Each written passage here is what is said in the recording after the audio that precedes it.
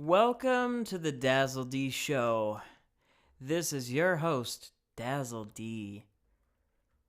I'm glad to be joining you today on the podcast here. It's a very cold Thursday, and the snow is coming tonight, and I just can't wait for it. I cannot wait to drive to work tomorrow and watch the other people slide around me and pray that I don't get hit like I did a few weeks ago. It was a very scary trip. When I was on my way to work, I was approaching a hill, and there was a bunch of cars around me. And up ahead, there was this trailblazer in the passing lane, and there were about 4 cars ahead, and all of a sudden, I see them fishtailing.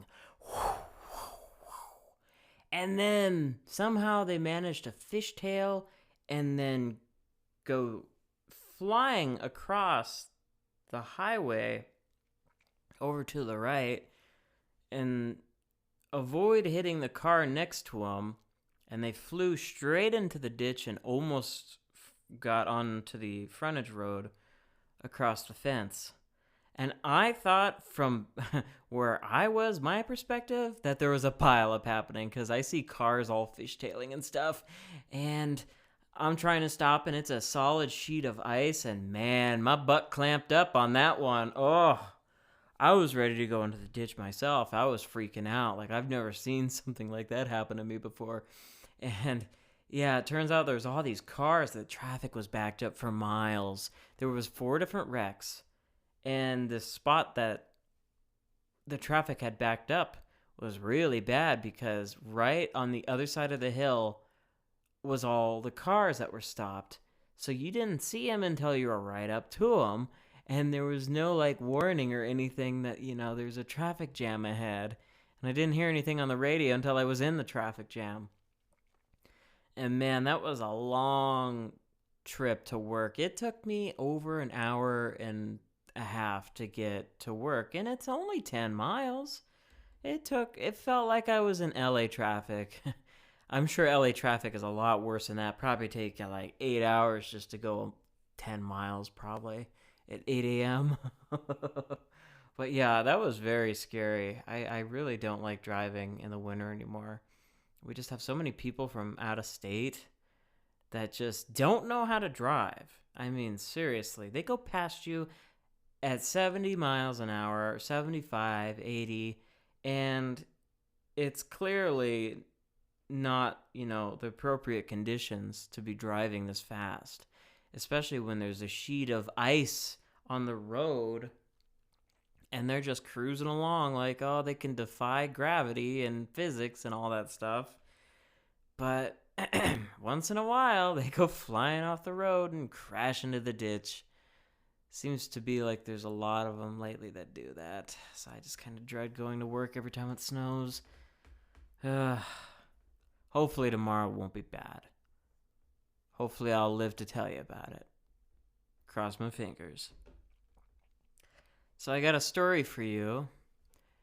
This one dates back to when I used to live in my old town. Back in probably 2007. I was what was I? I was 12 or 13 maybe. I used to have this go-kart. This go-kart was so much fun. So this go-kart, my friend and I had built it. And my friend was this older guy. His name was Al. And we built this go-kart. And it was all homemade. I can't remember specifically how we made it. But the entire frame was all built from the ground up. And we used lawnmower, a riding lawnmower. We took it apart and we took off the tires and the steering rack and everything, and we outfit that to the go-kart. And we made the frame for it, the roll cage and everything. And put some seats on there and put wood underneath the seats so that way it could have something to screw them into. And it was a lot of fun. It was a ton of fun. And then my friend had gotten a go-kart. His was a lot faster, but his had the CVT transmission. I think that's what you call them. I don't know. It started off super slow in his go-kart. Like, I would always win off the line racing him. But my engine was a piece of crap. It was I can't even remember what it was off of. I think it was off of an old, like, dirt tiller or something. It was a 5 horsepower engine.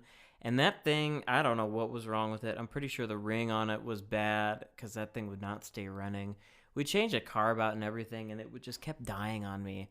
And what really sucked was when the spring on the, on the pull rope, the spring broke, so it wouldn't retract it anymore. And this thing was dying all the time. I had a hard time keeping it running. And then the spring broke, and then I would have to manually retract the rope with my finger. And when you have to do that like 30 times a day, your hands and arms get very tired because you're always pulling and then rewinding it with your finger, and it takes like 2 minutes to do because the string is like so far out. Oh, that used to drive me crazy. And at the time, I didn't know anything about engines and stuff like that. All I know back then, let me correct my grammar. All I knew back then was that this go-kart's a lot of fun. Until one day, the fun stopped. So I was leaving my friend's house, and I'm coming around the corner on the dirt road, and coming towards me is a highway patrol creeping along. And I knew exactly why she was coming that way. And she puts her hand out the window, motioning me to stop. And then she says to me, "Do you know it's illegal to be driving that? Do you have a license?" I'll be like, "No." I was like, "Okay, well, I need to follow you home, and I gotta ask you some questions here." So I go home.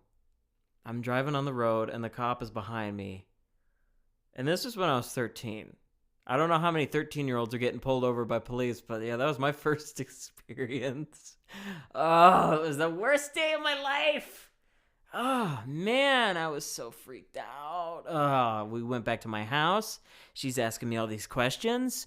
You know, how old you are, who your parents are, their phone number, you know, how long have you lived here, where do you go to school, what's your name, what's your birthday, like everything. And then they had to have another cop come over there. I had 2 cops standing in my driveway, a male and a female, both questioning me. Like I'm some hard criminal and needed backup to question a 13-year-old who was driving his go-kart on a road that he's not supposed to be driving it on.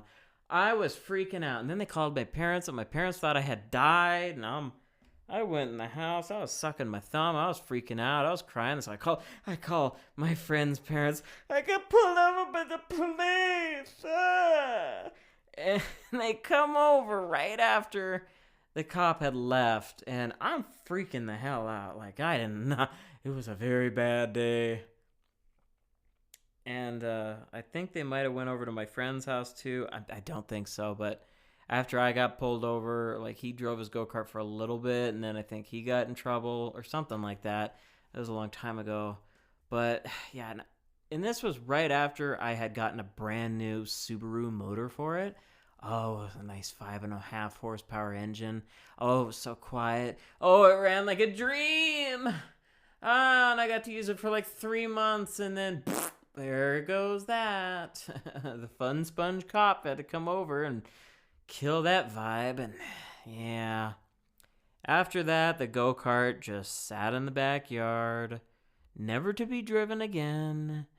And it rusted and it deteriorated and just sat there all depressed looking. And after that, life just went to crap. Yeah, it really did. It was a shitty summer after that. Like, I just, yeah. No, the fun was gone. There was nothing fun to do anymore. I didn't want to go back on the bicycle. And yeah, that was a shitty time. But during the time it lasted, which is about, I think, 1.5 years or so, it was a ton of fun.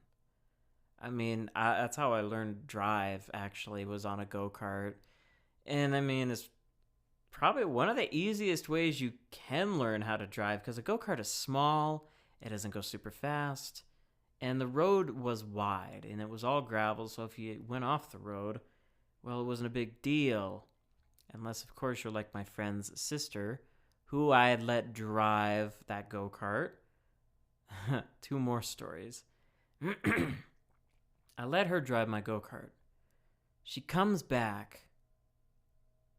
The go-kart is somewhere else. She is walking back to the house, crying, and, well, it turns out she couldn't make the corner very good, and somehow she managed to smash into a mailbox and knock the post out of the ground and dent the back of the box. And she came back and freaking out and being all snippy with me and stuff because she wrecked my go-kart. Thankfully, it didn't do any damage to it because it had a steel frame that was welded pretty good. But yeah, I didn't let people drive my go-kart after that. And she had to go over there and put the mailbox back in the ground and freaking fix the post. And to this day, that mailbox still has the dent in the back of it for that nursery that it belonged to. It still has the dent in the same exact spot where it fell over. And that was over 10 years ago. It's been that long and they still have the same old mailbox. And I am like probably one of the few people that still remember that story. And when I look at that dent, I'm just like, you dumbass, learn to drive. And then another incident happened where my friend's go-kart got messed up, sort of.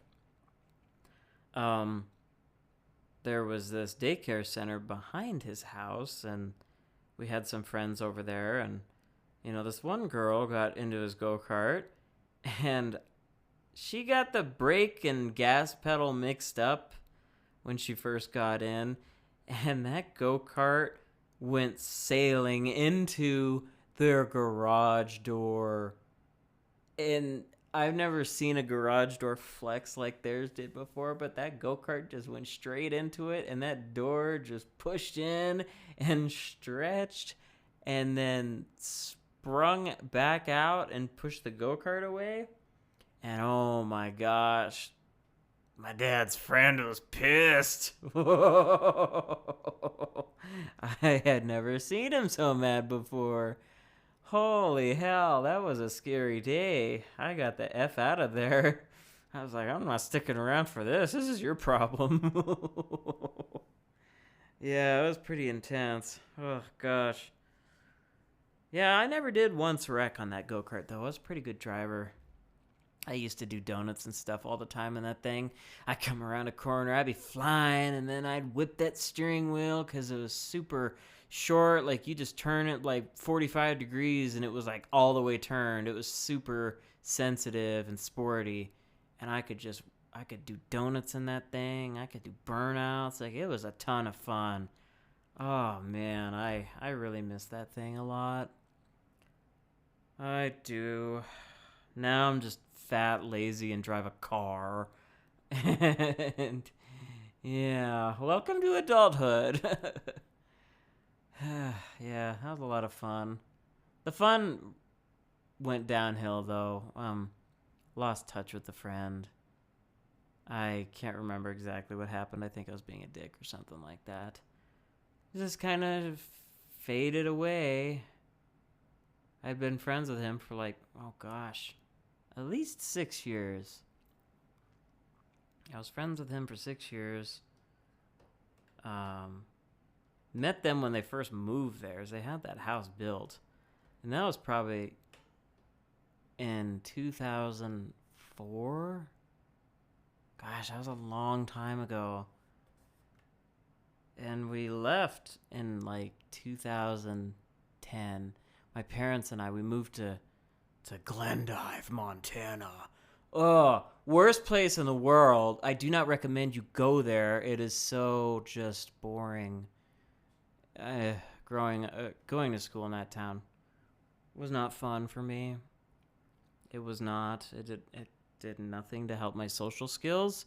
People there were just rude, and I immediately got ostracized first few weeks of being there. And yeah, I go into that story about my school experience some other day when I'm ready. But